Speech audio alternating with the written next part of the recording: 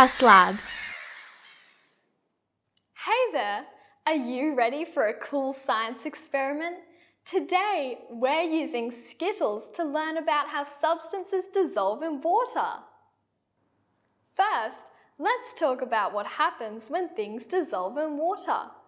When you put some substances in water, like sugar or salt, the water molecules surround the particles of the substance and break them apart. This is called dissolving. The substance is still there, it's just in really tiny pieces that are spread out evenly throughout the water. This type of mixture is called a solution. Let me show you. Here I've got some warm water and sugar cubes. I'll add a few drops of red food dye to one of the sugar cubes.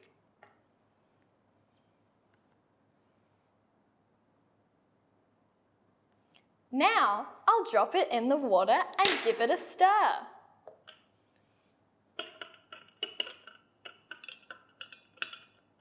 Can you see what's happening? The sugar is dissolving.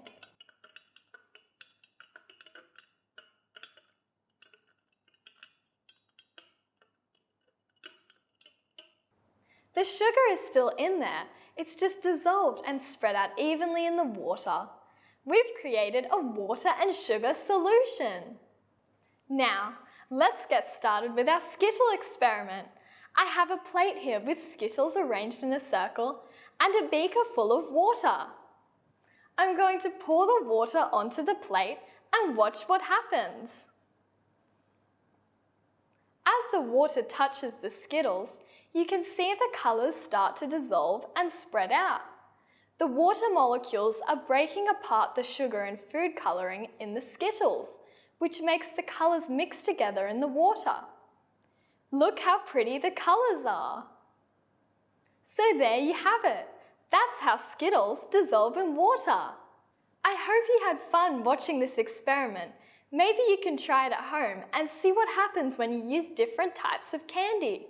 Science is so cool. See you next time.